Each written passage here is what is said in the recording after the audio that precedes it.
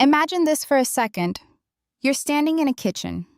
The air is thick with the smell of warm cinnamon and freshly baked bread. It's safe. It's comforting. It's home.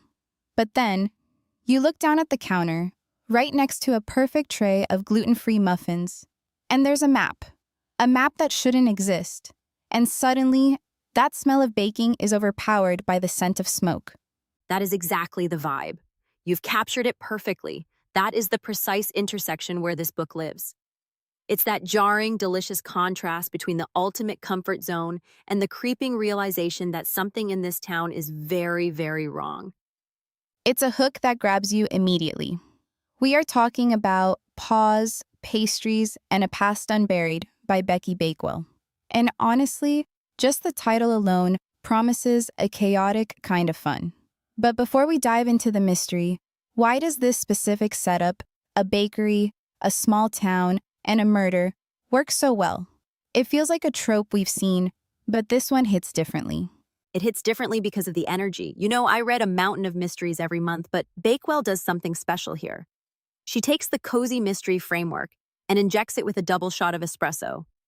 The protagonist, Mo Daly, isn't just a generic amateur sleuth. She's a widow. She's a baker. She's trying to knit, badly, I might add, and she just wants a quiet life. But the world won't let her have it. That tension between I just want to bake muffins and why is there a blood-stained relic in my face is where the comedy and the thrill collide. That's a great point. It's the reluctance that makes it relatable. Mo isn't running toward the fire. She's dragged toward it. And speaking of being dragged, let's talk about the catalyst here. It's not just the fire at the bakery. It's the history. The blurb mentions the Blackwood family secret. Small towns and old families. Why is that combination always so lethal? Because in a small town like Maple Glen, history isn't something you read in a textbook. It's something you live next door to. The brilliance of the setting is that the town itself acts like a character. Bakewell writes Maple Glen as this place that holds a grudge. You have the Blackwood family history, which feels heavy and gothic, contrasting with the bright, cheery exterior of Mo's gluten-free bakery. It's the idea that if you dig just 2 inches beneath the flower bed, you're going to hit a skeleton. And in this book, that's almost literal. Right, and it's not just Mo digging alone. We have to talk about the squad. A mystery is only as good as the detective's sidekicks. You mentioned she's dragged into trouble. Who is doing the dragging? Oh, June. June is an absolute riot. She's the eccentric librarian best friend, but she's not the quiet, shushing type. She catalogs secrets for fun. I love that description. It implies that information is her currency. While Mo is the heart of the operation, warm flower on her apron, June is the brain, but a chaotic brain. The dynamic is electric. You can feel the history of their friendship in the dialogue. It's not just exposition. It's 2 women who know exactly how the other takes their coffee and exactly how likely the other is to get arrested. That friendship dynamic is so crucial for grounding the story. If it were just scary events, it would be a thriller. But the banter between Mo and June keeps it grounded in that cozy genre. However, we can't ignore the title elements. Pause.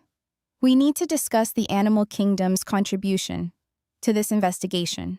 The animals are the unsung heroes, or, in the cat's case, the unsung supervisor. You have Biscuit, the dog, who is described as snack-obsessed. He's basically the id of the operation. He's following his nose, usually toward food, but inadvertently toward clues. It's a great narrative device because it allows Mo to stumble upon things naturally. She's not breaking and entering, she's just chasing her dog. And the cat? Sprinkles, the regal, unhelpful cat. I laughed out loud multiple times at Sprinkles. The cat represents that indifference to human suffering that only felines can master. While Mo is panicking about threats and fires, Sprinkles is just judging her life choices from top of the refrigerator. It adds this layer of domestic realism. You're trying to solve a murder, but you still have to feed the cat. It grounds the high stakes in everyday reality. Let's pivot back to the mystery itself. We have a suspicious fire, a map that was supposed to be lost, and this blood-stained relic. But then the suspect list starts growing. We have Emma, the jittery new librarian assistant, And Arthur Lyle, the retired councilman. How does Bakewell handle the red herrings? Does it feel like a puzzle you can solve, or is it chaotic? It's a fair puzzle, which is the highest compliment I can give a mystery author. Bakewell plays fair. Emma is fascinating because she represents the outsider archetype. She's digging into history she doesn't understand, which makes her dangerous. And Arthur Lyle, he's the classic man with too much power and too many grudges. But what I love is how the threats escalate. It starts with whispers and gossip, which, in a small town, is a weapon, and then it moves to arson. The stakes get very real, very fast. That's what I found interesting about the description. It sounds cute, muffins and a map, but then the bakery is targeted. That's Mo's livelihood. That's her sanctuary. When the violence touches the sanctuary, the genre shifts a bit. It stops being just a game. Exactly. That's the narrative tension we look for. If the detective is safe, the reader is bored. By targeting the bakery, the antagonist is attacking Mo's identity. She's a widow. This bakery is her second act. It's her survival. So when someone tries to burn it down, Mo isn't just fighting for the truth, she's fighting for her existence. That emotional stake makes you root for her so much harder than if she were just a curious bystander. And there's this recurring theme of unfinished business. The knitting in her bag is unfinished. The history of the town is unfinished. Do you think that's a metaphor for Mo's life? Oh, absolutely. That is a brilliant observation. The unfinished knitting is such a subtle, perfect detail. Mo is a character who is trying to weave her life back together after loss. The mystery, the past unburied, is a mirror of her internal state. She can't move forward until she deals with what's been left behind. The town tries to bury its secrets, just like people try to bury their grief. But you can't. Eventually, the earth shifts. The relic surfaces. The truth comes out. That's surprisingly deep for a book with a snack-obsessed Ma on the cover. That is the magic of the genre. We dismiss cozy mysteries as fluff, but the best ones, and Paws, Pastries, and A Past Unburied is definitely one of the best, are actually about the restoration of order. The world is chaotic and scary. Bad things happen. But in Maple Glen, a woman with a rolling pin and a loyal friend can set things right. There is a philosophical comfort in that. It tells us that justice doesn't always require a badge. Sometimes it just requires persistence and a really good gluten-free recipe. Speaking of the recipe, the sensory details seem to be a huge part of the experience. Does the writing style reflect that energetic, fun tone you mentioned earlier? 100%. The prose is snappy. It moves. You're not wading through pages of dry description. It's dialogue-heavy, it's action-oriented, and the internal monologue of Mo is hilarious. She's self-deprecating but capable. And the descriptions of the food? Honestly, do not read this book on an empty stomach. You will find yourself craving blueberry muffins at 2 a.m. But the pacing is what really sells it. It feels like a romp. You're breathless, but you're laughing. So, looking at the broader picture, who is this book for? Is it just for the die-hard, cozy mystery fans? Or does it have a wider appeal? I'd argue it has a wider appeal because of the character depth. If you love character-driven stories about reinvention and friendship, you'll love this. If you like puzzles, the mystery of the Blackwood family stands on its own. It's for anyone who wants to escape reality for a few hours, but still wants to feel something real. It's escapism, but it's escapism with a heart. And a cat.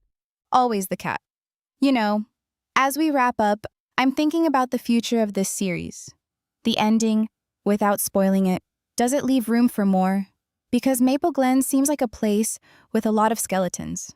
Oh, Maple Glen is definitely a murder capital of the world in the making, and I am here for it. The way it ends? Let's just say Mo has proven she's not to be trifled with. She's no longer just a baker, she's a force. And June? June has barely scratched the surface of those archives. I think we are seeing the birth of an iconic duo. I can see this running for 20 books, and I will read every single one. It's fascinating how we crave these stories. In a world that feels increasingly complex, watching Mo Daly untangle a web of lies with nothing but her wits and her friends feels almost revolutionary. It's a reminder that the truth is worth digging for, even if you get a little flour on your clothes in the process. Perfectly said. And it reminds us that the past is never really dead. It's just waiting for the right person to come along and pull the loose thread. And if that person happens to have a dog named Biscuit, all the better. Indeed. Paws, Pastries, and a Past Unburied by Becky Bakewell. It sounds like the perfect read for a rainy weekend or a sunny afternoon. Really, anytime you need to believe that the good guys and their pets can win. Highly, highly recommended. Go grab a copy, grab a muffin, and lock your doors. You're in for a treat. Thanks for the deep dive. It's always a pleasure to unpack these worlds with you. The pleasure was all mine. Happy reading.